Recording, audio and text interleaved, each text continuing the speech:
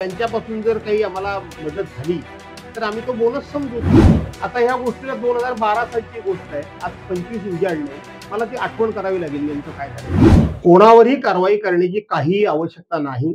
निवडणुकीमध्ये अशा पद्धतीचं मागे पुढे होत असतं. शेवटच्या क्षणापर्यंत त्याच्यामध्ये दुरुस्ती करण्याकरता अनेक प्रकारचे उपाय आहेत.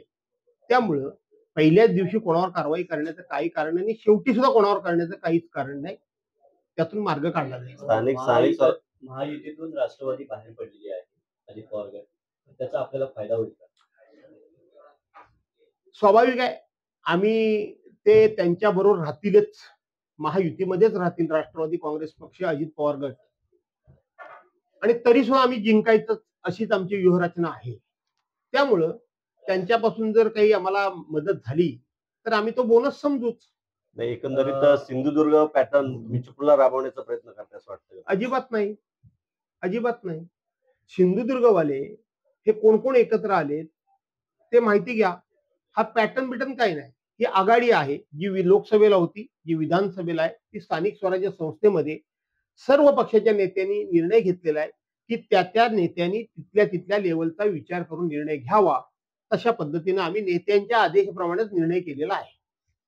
मागच्या वेळी तुम्ही एक विधान केलं होतं, कारण बरेच वर्ष तुम्ही नगरपालिका निवडणुकी लक्ष दिलं होतं, बरोबर? तेव्हा असं विधान केलं होतं की मी निधी आणला होता, निधी परत गेलाय. आता लेखक असे म्हणतात की तो निधी आणला होता भास्कर शेट्टी, पण तुम्ही काही कंपनी तो परत पडवला, असा आरोप लेखक. आता ह्या गोष्टीला 2012 सालची गोष्ट आहे, आज 25 उजाडलंय. मला ती आठवण करावी लागेल नेमकं काय झालंय. रमेश भाई माझे आमदार आहेत आणि त्यांना तुमच्या पक्षाकडनं महाविकास आघाडीकडनं तिकीट मिळालेलं आहे. माझे आमदारांचा कितपत पक्षाला किंवा महाविकास आघाडीला फायदा होऊ शकतो? असं आहे की माझ्या पक्षाकडून त्यांना उमेदवारी मिळालेली नाही, तर आदरणीय शरदचंद्रजी पवार साहेब यांच्या पक्षाकडूनच त्यांनी तिच्या पक्षात काम करतात तिथून उमेदवारी घेतलेली आहे.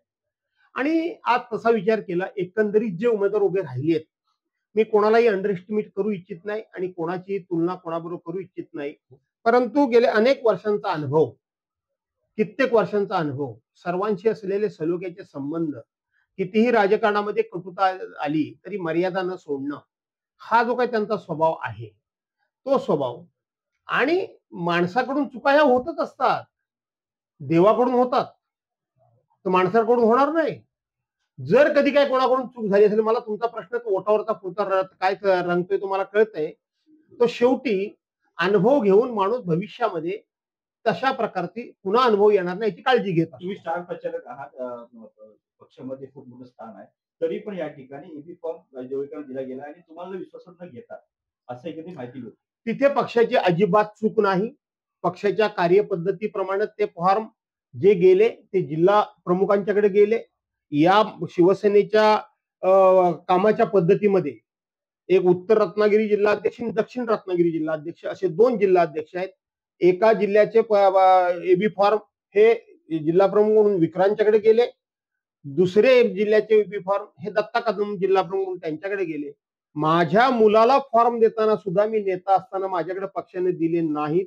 त्यामुळं इथं मला डावललं गेलं त्याचा अर्थ नाही, तर पक्षाच्या शिस्तीप्रमाणे ते जिल्हा प्रमुखांकडे गेले. पक्षाची शिस्त जरी असली तरी सुद्धा भास्कर जाधव हे महाराष्ट्राचे नेते म्हणून ओळखले जातात किंवा मग सर्वश्रुत आहेत.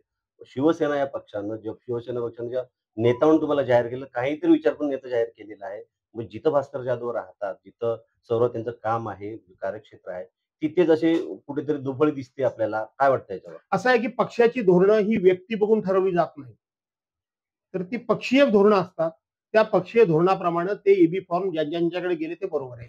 माझे आमदार वेगळे मगाशी म्हणाले की विनायक राऊतांना ते भेटले होते पण त्यांनी रिस्पॉन्स दिला नाही. कधी ते असंही म्हणाले की आमदार भास्कर जाधव त्या ठिकाणी दिसून आले नाही, रिस्पॉन्स नाही. त्यामध्ये विनायक राऊत दिसून येतात, विनायक राऊत दिसून येतात का? असा प्रकार जो घडलेला आहे, बी फॉर्म देण्यामध्ये जो प्रकार घडलेला आहे, याच्यामध्ये कुठे विनायक राऊत दिसून येतात का तुम्हाला? मला वाटत नाही की विनायक राऊतांनी अशी काही चूक केली असेल असं मला वाटत नाही. जिल्ह्यामध्ये आपण शिवसेनेचे नेते आहात आणि विक्रांत जाधव जिल्हा अध्यक्ष आहेत आणि बाळमाने सुद्धा तिकडे प्रयत्न सुरू आहेत त्यांचे सीता काढण्यासाठी. तर एकंदर एकच फॅमिली तुमची आहे, कितपत तुम्हाला जिल्ह्यामध्ये यश मिळेल? असं आहे की रत्नागिरीमध्ये बाळमाने, चिपळूणमध्ये मी, ही फक्त आमचीच फॅमिली आहे की या कोकणामध्ये अन्य कुठल्या फॅमिली आहेत? एकाच पक्षाची आहे. म्हणजे हा चांगला उद्धव योगायोग बाळासाहेब ठाकरे म्हणजे हा चांगला योग पदावरती आहे, कितपत यश मिळेल तुम्हाला? म्हणजे हा योगायोग चांगला आहे की आम्ही पुरी फॅमिली एकाच पक्षाबरोबर आहोत. याच्याबद्दल तुम्ही आम्हाला धन्यवाद दिले पाहिजे.